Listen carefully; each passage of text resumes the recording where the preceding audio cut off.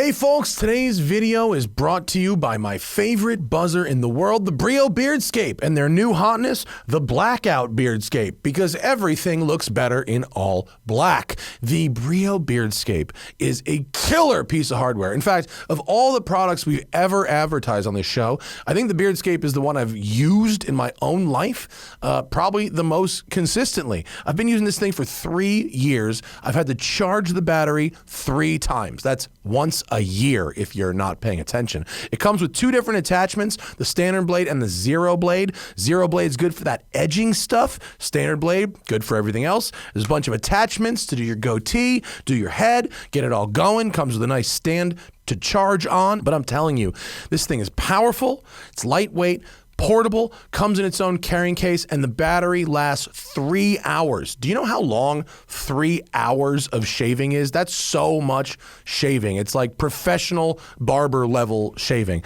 I love the Brio Beardscape, and I turned it on. Hit the link in the video description. Get one for yourself, get one for your friends, get one for your dad, your brother, even your mom. Now enjoy this video.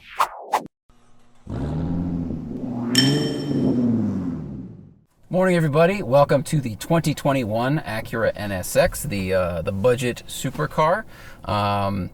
This one, they haven't changed very much since they came out with this in 2019, and the only changes in the 2019 model from the first one were stiffer sway bars, new software for all of the electronic systems, including the front motors, and some different colors, and they made some of the cool optional niceties standard. Normally, I get the really fast stuff, but actually Zach has been spending more time with this NSX than I have. And what's not interesting is that they haven't changed the car, right? Since I reviewed it in 2019, there really haven't been any changes. What is interesting is the context, because 3 days ago, Zach and I drove the Ferrari SF90, which is the same technology as this, with a hybrid mid-engine powertrain with 3 electric motors and a battery, except way more expensive and a lot more power. I have argued that this NSX is the next generation response to the Japanese technology war that started with the 2009 GTR. This adds infinitely variable torque vectoring because your front wheels no longer have to be connected to the powertrain. And if Ferrari is going to do that same thing, it seems like that's where technology is going. Yeah, I mean, hybridization is coming to basically every supercar manufacturer. Right. Probably going to be in the next, whatever the successor is to the F8. This eventually, Lamborghini the 911, just announced every Lamborghini will be 2024, will be hybrid by 2024. So right. The lowdown, the specs, if you don't remember, this has a 3.5 liter twin turbo V6 plus the 3 motors. There are 2 motors in the front, one called direct drive connected directly to the motor, the engine and the transmission. The total power is 573, and then total torque is 476 pound-feet. Weighs about 3,900 pounds. 0 to 60 is 2.9 seconds. Quarter mile is just 11.2. not slow. Not slow, really not slow. There's only one trim. They don't sell different trims, but you can add options like change the colors or get ceramic brakes, which this one does have. It has Continental Sport Context 6s, 305 20s in the rear, 245 on 19s in the front. All right. Is it on? Drive? It is on. It is on. That's the question you need to ask yourself in 2021. Is it on? Very true. We're going to put it in, this is quiet mode. We'll start in quiet mode very briefly. Very briefly. And it didn't even want it to stay. It doesn't. Quiet mode. That's the thing. Well, I'm going to go... Oh, well, here's a good thing to start with. There's The no turning nose radius of this car, oh, that won't be a problem, but the turning radius of this car is horrible. That's not to say the steering isn't good. The steering is good, but 3-point turns, parking spaces, U-turns. I've had to maneuver this thing around the shop a bunch, and it really makes you appreciate the Porsche 911, especially the Porsche 911 with rear steer, because that car is so maneuverable. It turns around like a skateboard. Lot. Zips right around. This thing, you know, it has those 2 motors in the front that take up a lot of space. It's just not that good. That's why there's no front in this thing. Well, so my problem with the Nissan GTR in 2009 was that they tried to make a daily drivable like supercar, right? Mm-hmm. And it's a big car physically. It's Yeah, a it's very huge. big car, but inside there's not that much room. You Wait. can't be a big person and drive it. That was a plastic. That was a plastic cup. This car, same idea. To get all this technology, the battery, the front motors and stuff, you give up a frunk, and it does have a trunk in the back, but it's a funky shape. You cannot get really normal luggage. No, it's very wide but very narrow because it's right behind the engine. It's the same as the original NSX, but I agree. It's a weird thing. Like if you put something in there, it's gonna fly to the other side when you go around a corner. Right. And in here, the cabin feels kind of tight. I mean, the seat is snug, which is good on the top. The bottom needs a little bit more bolstering, but like you get in here, and it feels kind of cramped. It is. Even though there are almost no places to put anything. Like there's no cup holder. Right. You know, there's the tack-on cup holder you have to detachable, use. yeah. The detachable one. Back here, they made an armrest. That's why there's no cup holder here. But there's just these two little bins. I don't really know what you'd use them for. Well, my phone goes in there, but it's so there's two things where there's a disconnect, right? There's headroom, which the car has because this roof is gurney bubbled up. It's pretty good, but if I had a helmet on, I think the helmet would be touching. It would be tough. But there's also ingress and egress. And so even though there's headroom once you're in here, this pillar is super, super low, the side pillar. So you have to crouch your neck down really low to get in there. And once you're in there, this whole arch happens in front of my head. And my head is now down at the back of the door, which is the minimum of the arch. It's a style thing, but it makes it hard to get into. It makes it hard to does. get in and out. And for me too. Like I get in and I go, oh wait, why am I bending this much to get into this car? So I put it up into sport mode and then sport plus. What I noticed yesterday is I did 4 tests. I put it 40 miles an hour, third gear, and accelerated in quiet sport plus track. And basically, it's like it adds more and more torque fill with each mode, and it seems like it almost turns the boost up. Like the first 2 modes, you're almost just moving the car with the twin turbo motor. And the electric doesn't even really kick in. It doesn't feel like. In Sport Plus and Track, it's like you get everything and it accelerates far quicker. It's also so easy to drive this car quick. The steering rack, I really like the speed of it, the accuracy. You don't get like a ton of info from the wheels, but it's EPS. And there's also, electric motors in the front doing all the magic things. The first time that I came up in the canyons with one of these, I was really, really impressed with the what I would call the magic quality of the steering. It's so sharp and so immediate, and by using, so what it does with the torque vectoring is it can add power or add braking to one wheel at a time, totally independent from what the other one is doing.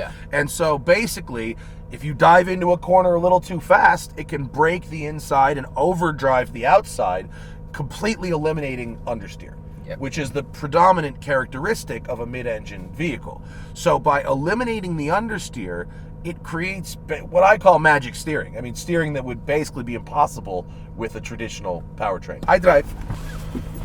Things I immediately like again, steering wheel. It's a little square, but it's a good shape. Paddles are nice. Visibility out the front is great. Very low dash, low cowl. And I like that they haven't gotten overly fancy with things that don't need to be overly fancy. Now, true. The downside in here, though, is there's a give and take. This car is cheaper than anything that looks like it, but you get a lot of parts sharing. Right. Like this is the same nav screen as a Honda Fit. Right. The nav is outdated for sure. Let's just. No, is it? How do I? Am I in Sport Plus? Now you are. Launch mode? Well, that's it.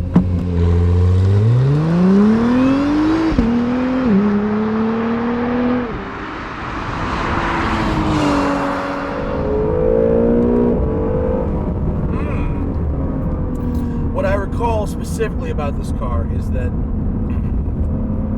Honda clearly said our customer would like an engaging car up here and on the track and when driving fast, and our customer would like an invisible car in the city. They would literally literally like to be driving a mid-engine Prius in the city and a super sports car up here. And so they gave the car two very distinct characters. You put this thing in regular old hybrid automatic mode and you're driving one car. You come up here and you're driving a completely different car. Yeah, true. If you drive like a McLaren 570, it always feels like a 570. Right. And I think the Ferrari SF90 has the same problem. The Ferrari SF90 assumes that a Ferrari owner doesn't enjoy making a bunch of noise in the city. Whereas my anecdotal study, done over dozens of years of Ferrari owners, says that yes, Ferrari owners enjoy making as much noise as possible whenever possible. Well, so adding a silent mode has not improved the product. So like, I actually, when I was in town, I liked being in the quiet mode because it was just a more relaxing experience. And then having the option to turn up the exhaust, turn up the modes, if I wanted to make that noise is cool. What I didn't like about this is feeling like I was sitting in an MDX. Right. You know, there's so many parts here that are shared with, and that's how they bring the price down. It's the same thing with the first gen NSX. And I just had to remind myself that there's a reason this is less expensive, and the driving experience in this is worth $200,000-$300,000. It competes with real supercars or other supercars. Right. But the reason the price is down is because they got these buttons from other cars. When you start winding the gas motor up past like 4,000, oh no! I think it lived. The chipmunk lived. You start really winding it up, it starts to sound like a high-performance Honda. Up at the top of the power band, you start to hear the throttle body. You start to hear it. It's got that intake snort, right? Like the good high revving Honda 4s and 6s. But it does none of that below 4,000 RPM. True. And so there's the disconnect at low speeds between the car's potential and what it's telling you about itself. You know what I mean? But it steers so nice. It's also it's brake by wire. I found the brake pedal to be just uniformly stiff. I couldn't really feel the pressure change. And it did feel like I got glazed them the other day in the canyons, even though they're carbon ceramic.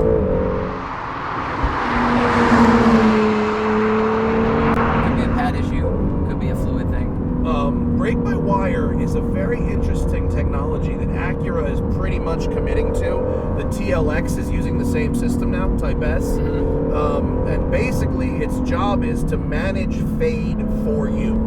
So it works to manage the fade and keep the pedal consistent. So you never get a soft pedal with brake by wire. Instead, if you smoke the pads, no, you get a warning. You get a thing that says like brake, brake whatever, slow down. Brake performance compromise. Does it give you that warning before you start to slow down? Like as it happened to me in the TLX. Okay. It happened on the track. In this, you still get brakes. I just felt that I was suddenly not stopping as quickly as I was expecting to, even though the pressure was staying the same. So that was a little bit weird. I like the responsiveness of the gearbox. I mean, it shifts really fast. And so one funky thing this car does is even in full manual mode, like right now, I'll come to a stop, first gear. Now full manual. So I'm accelerating quarter throttle. It goes to second. It'll always go to second, even if, watch here, I'm gonna slam. So it'll let you slam the rev limiter all day in every gear, but it will shift 1 to 2 for you. And I think it just knows, someone in Acura is like, listen, nobody wants to do the 1-2 shift. Let it do that one. Is it only for the 1-2 or is it only a throttle thing? It's only for the 1-2 at light throttle. Interesting. Yeah. So someone has made that choice to do that, and that's one of the only times where I've been in a car like this where it doesn't annoy me. Usually that kind of thing would drive me insane. It actually doesn't annoy me in this car. It's like a pit gear. It's like, look, we know you're going to get up to speed in a second. Yeah, you're not going to do it first. You're in manual, but you're cruising slowly, and we don't need you to do this. Because sometimes it'll do it like at 5 miles an hour. It'll choose and go, okay, we've got enough torque here, So I think this car catches a worse rap than it deserves. Because it drives amazing. It's amazing. And the technology that you're now seeing, that you first saw in the Porsche 918, which had two EV motors, not 3, and now you've seen the SF90, which is $500,000 course, it start. has 400 more horsepower, but still, the technology is basically the same. And up here, you're not really going to walk away from this car in an SF90 because, I mean, the limits are like a little bit higher, but the lateral grip of this is the lateral grip. Right. And you can only go so fast. Right. Like in this car, you can quintuple the speed limit on this road. 4 times the speed limit is possible. SF90, triple the price of this. Maybe you can go 5 times the speed limit In 2 parts. in a couple of little parts, and your cornering speeds are kind of the same. Right. You know, your cornering speeds at this level of car, your cornering speeds are limited by you as a driver and the prevailing conditions. You know what I mean? And you may, even if you were a pro, even if you were Johnny O'Connell, would you be exploring the limits of grip up here? Probably not. Probably not. So it's really good. And the competition at this price, this is like 157 grand to start. Not very many options. You can get a GTR Nismo for that money. You can get like a 911 GTS. You can get an AMG GTC, which that has a nicer interior in my opinion, better trunk, but it's a good looking car. It's a gorgeous car. Very unique driving experience. But this has an exterior presence that only mid-engine cars can compete with. Sure. You know, this is the cheapest, one of the cheapest super fast mid-engine cars. Well, it follows that formula that anytime someone would talk crap about the GTR in 09, it was cheaper than anything, faster than it, faster than anything, cheaper than it. And so this is pretty much there. I mean, there are some other cars that are at the same price point that will do the same performance numbers. But they're more compromised. They're track day cars. They're not. They're not cars that you could use every day. And you could use this car every day. Zach is 5'11". Yeah, 5'10". 5'10". I'm 6'2", 6'3", somewhere in between. If you're 5'8" or 5'9", dailyable car, 100%. Yeah. We're just big people. So thank you to Acura for letting us have another go. Ooh, Zach is I'm doing writing a story. an article about for Road and Track about this car versus the 1991 NSX, or not versus, but comparing them. So look for that coming out in the next issue. We will link it in the video when it comes out, and we'll see you guys later. Bye. And remember, always fight your tickets. Use code TST10 on the Off the Record app available in the Android and iOS store, or go to offtherecord.com/TST.